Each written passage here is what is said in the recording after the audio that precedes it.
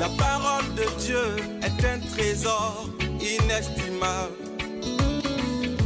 Ne laisse pas ta Bible fermée. Oh non, non. Lis-la, médite-la, nourris-toi. Lis-la, médite-la, nourris-toi. Bonjour. Quand ils approchèrent de Jérusalem, nous dit l'évangéliste Matthieu au chapitre 21, Jésus envoya en avant deux de ses disciples. Et il leur dit, « Allez au village qui est là devant vous. Vous y trouverez une ânesse attachée et son ânon avec elle. Eh bien, détachez-les et amenez-les-moi. » Les disciples partirent donc et firent ce que Jésus leur avait ordonné. Ils amenèrent l'ânesse et l'ânon, posèrent leur manteau sur eux, et Jésus s'assit dessus. Une grande foule de gens étendirent leurs manteaux sur le chemin. D'autres coupaient des branches aux arbres, des rameaux, et ils les mettaient sur le chemin. Les gens qui marchaient devant Jésus et ceux qui le suivaient criaient « Gloire au Fils de David ! Que Dieu bénisse celui qui vient au nom du Seigneur! Gloire à Dieu dans les cieux !» Voilà, mes amis, moi j'appelle ce moment le grand malentendu. En effet, on attendait un roi puissant qui allait renverser les Romains et rétablir Israël, et voilà que c'est un homme tout simple, monté sur un âne qui arrive à Jérusalem. Et plus encore, les jours qui viendront le verront être arrêté, condamné et mis à mort. Il y a donc bien deux aspects à ce qu'on a appelé le dimanche des rameaux. D'une part, un élément festif, de la joie et des acclamations, des réjouissances, et d'autre part, de l'humilité, voire de l'humiliation. Et c'est ce dernier élément qui va bientôt rapidement dominer dans la suite des événements que vivra Jésus, le conduisant à la mort sur une croix. Cela dit, il faut surtout noter que dans l'existence de Jésus, il y a quelque chose de décisif qui fait pourtant le lien entre ce bref moment de triomphe et le moment des ténèbres à venir qu'il va supporter. Ce quelque chose, c'est son amour pour nous. Car pour Jésus, en effet, le passage du triomphe au rejet, c'est le fruit de son choix délibéré d'aller jusqu'au bout dans le projet d'amour que le Père lui a donné à accomplir. Pour nous, ce lien entre les moments heureux que nous pouvons connaître et nos moments difficiles est nettement moins évident, n'est-ce pas? Et il est certain que trop souvent, dans les moments de bonheur, nous oublions de remercier celui qui nous les accorde. Et dans les moments d'épreuve, nous sommes tentés d'oublier de nous tourner vers lui.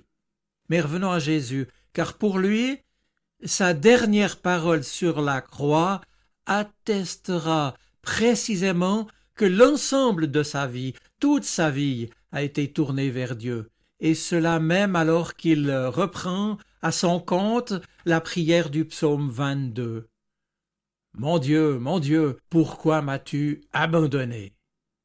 De même, en effet, qu'il a sans nul doute prié avec reconnaissance son Père, alors que les foules l'acclamaient, de même, il continuera à le prier alors que l'humanité tout entière le rejette. Alors précisons ici que dans la bouche de Jésus, la parole du psaume qu'il reprend « Mon Dieu, pourquoi m'as-tu abandonné ?» n'est pas une parole de désespérance. Le désespoir, on le sait, nous sépare de Dieu. Non, puisque, en fait, cette parole, c'est le premier verset d'un psaume qui exprime, certes, l'extrême détresse d'un homme à qui Dieu semble ne plus répondre, mais qui continue cependant à croire en lui et à crier vers lui.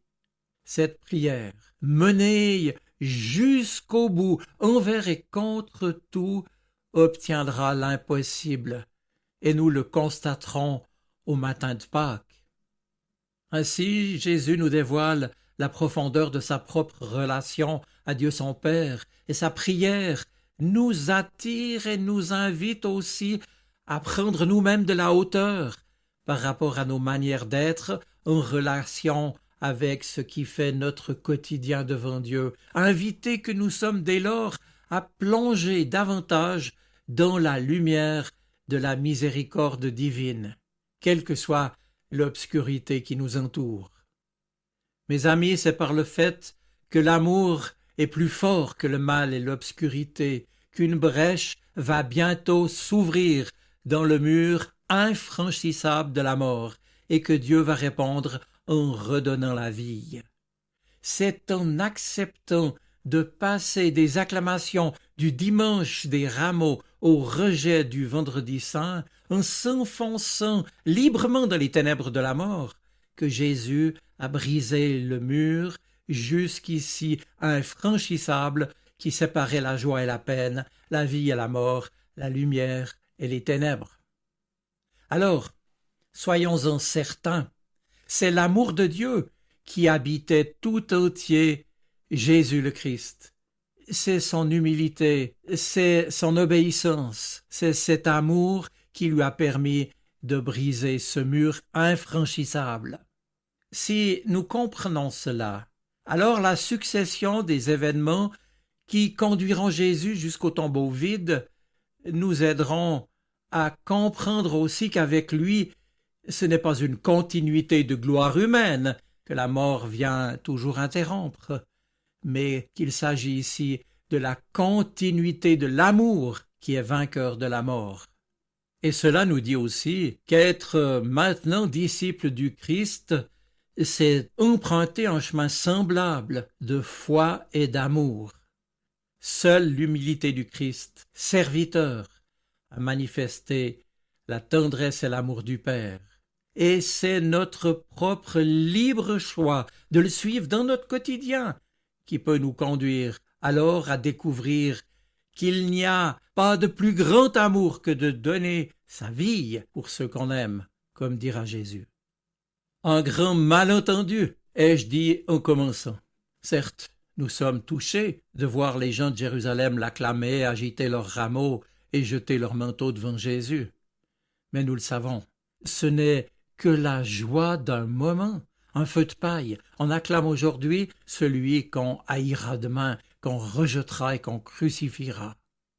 L'essentiel, mes amis, est donc de percevoir que Jésus a voulu être un roi qui règne en se faisant serviteur, un roi qui a renoncé à ses privilèges, comme nous le rappelle ce texte fondamental de la lettre aux Philippiens au chapitre 2.